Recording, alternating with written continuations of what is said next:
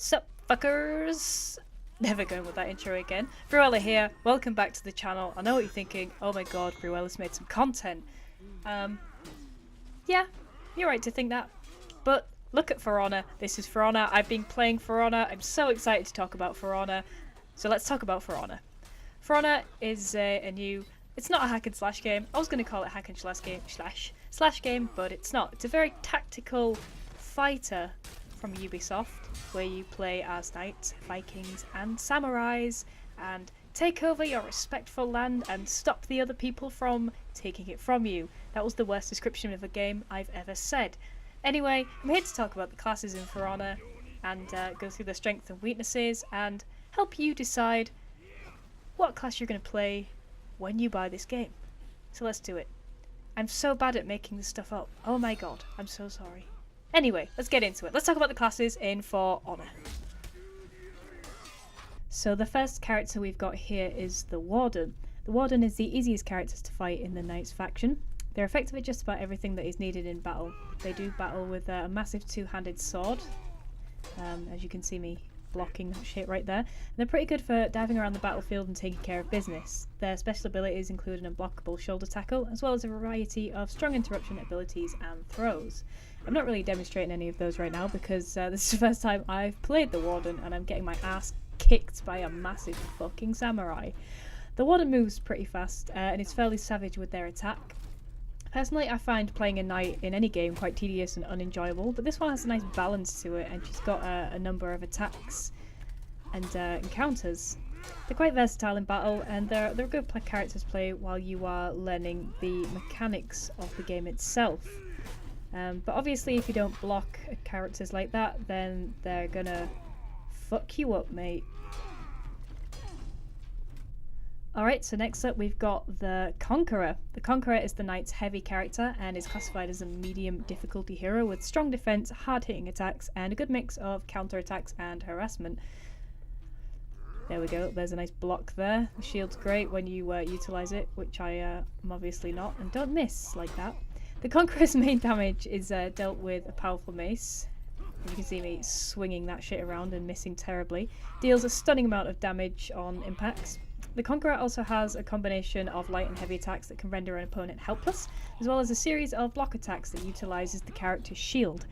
The main setbacks of playing this character he can be quite sluggish in battle, so you might want to play him as a brawny support rather than a main, especially in game modes like Dominion. Or you'll end up losing your fucking head. Like I just did. Okay, so the Peacekeeper is the Knights faction's assassin, and one of my favourite characters in the game so far. Peacekeepers prioritise health whilst fighting against enemies, and she fights with 2 light sword, which make her incredibly swift and agile in combat, especially against big brawny characters like the Shigoki right here, who is just smacking the shit out of me. The Peacekeeper is great for getting across the battlefield very quickly, but you have to utilise parrying and blocking as well, or a heavy character, like you can see right here, could wipe her out with a couple of blows, like that.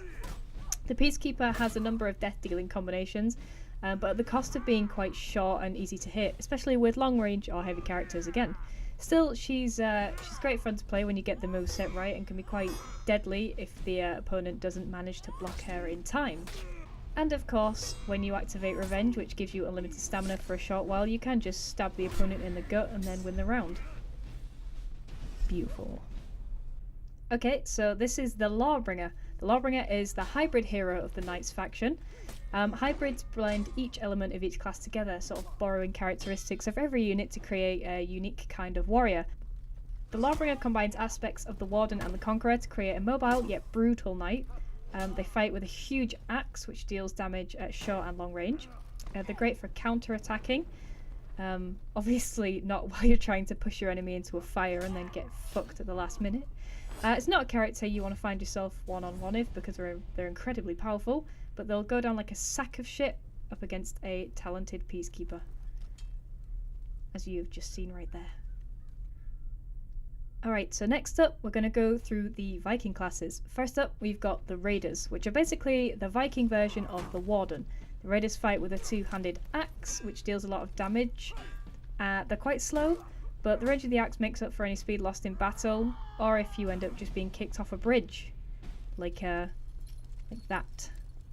The Raider is pretty adaptable to any scenario on the battlefield. He does well attacking against groups of enemies with a swift attack that swoops horizontally, taking out anyone stood within range. However, this sluggish brute may fall prey to a deadly fast character if they're not too careful. Alright, so next up we've got the Warlord. The Warlord is the hairy character of the Viking faction, and frankly, he's fucking terrifying. He comes equipped with a sword and shield, and he excels in counterattacks, using his shield to stun enemies and then deal unblockable attacks. Neither of which I'm demonstrating here because I'm just dancing around this Kensei like a little dickhead. Warlords are excellent close range fighters, and their super strength means they can knock opponents back a fair distance, which is handy while recovering stamina or to make a quick escape. Although the Warlord is quite powerful and great at countering, he'll find himself in trouble against a couple of fast enemies, as we can see right here.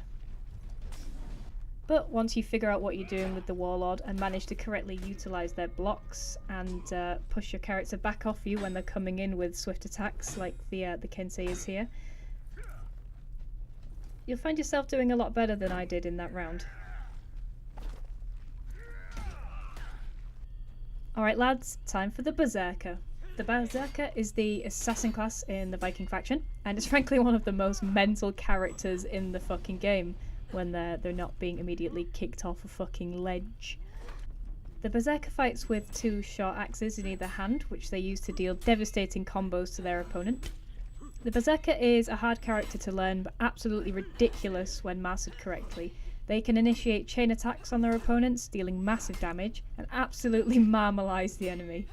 Their only drawback is their close attacks can leave them open to some stabby from the likes of an Ibushi or a Warden. Alright, and the last hero in the Vikings faction is the Valkyrie, which is the hybrid class hero. As very adaptable warriors, Valkyries are capable of being versatile on the battlefield. They have attacks and abilities to keep enemies off balance, which is really cool when you've got a heavy character coming at you with a ludicrous attack. You can just stun them and knock them right the fuck back. She fights with a spear, which deals crippling long-range blows. She comes equipped with a shield to counter any strong or stun attacks.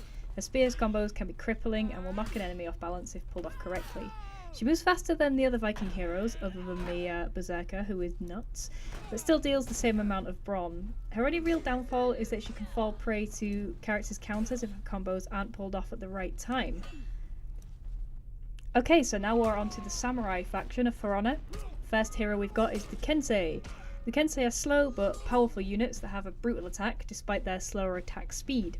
Kensei is the Vanguard class hero of the Samurai faction and the easiest to master.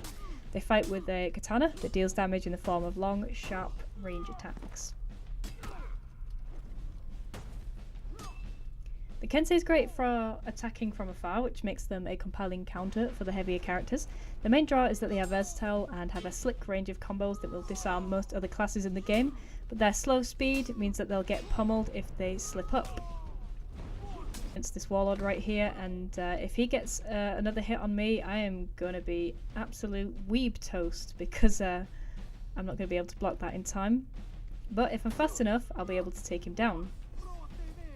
Right here we have the Shogoki. Shogoki is the heavy class in the Samurai faction. He's just a big sumo type looking motherfucker who fights with a giant spiked club that will deal absolutely tons, and I mean tons of damage on impact. It's lucky that I'm fighting a quite heavy character here, otherwise I would just marmalise the Peacekeeper or the Orochi.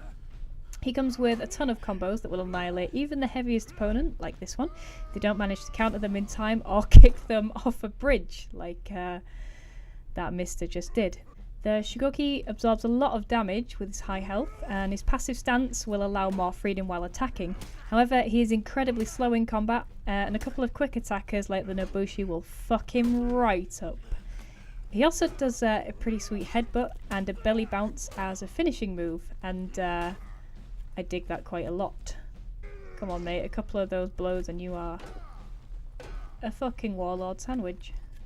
Oh wait, here's the execution. Am I gonna belly button? Yes I am. Get fucking belly bounced, mates. Anyway, moving on. Up next is the Orochi. The Orochi is the Samurai faction's assassin. It's classified as a hard character to learn that's super agile with a good balance of offensive and counter attacks. Their movement is hard to match by most, and is fairly deadly when you've worked out how to use it.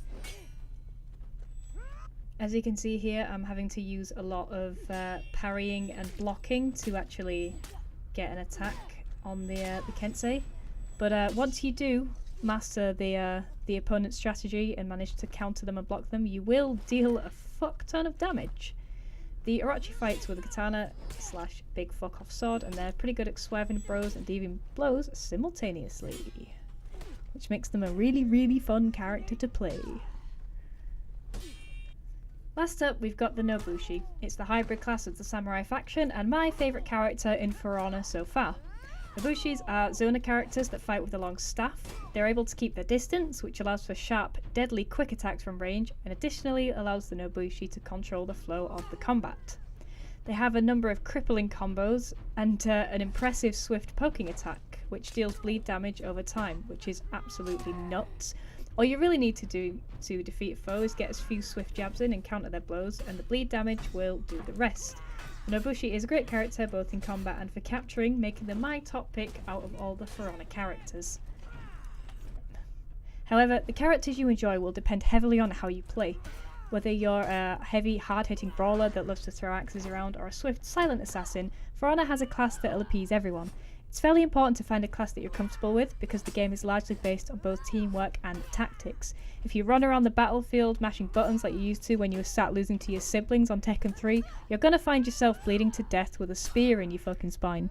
For Honor requires precision, an understanding of the mechanics, and a balanced team that is aware of their surroundings and team members. Although the game rewards you for playing well, it will not reward you for trying to be a hero. Don't be a Billy Big Bollocks and try and take on 2 warlords if you're a peacekeeper on half health. Play for time, run off and revive your mate. The match suffers when you do. Apart from that, For Honor is fucking great. Go and get it. Ubisoft have really outdone themselves releasing a new game here, and I cannot compliment it enough. I'm so excited to play it. Hope you enjoyed the video, and if you did, do us a cheeky subscribe if you want. I hope I gave the illusion that I know what I'm talking about and that I'm good at this video making malarkey, and I will see you in the next video. Thanks for watching, take care.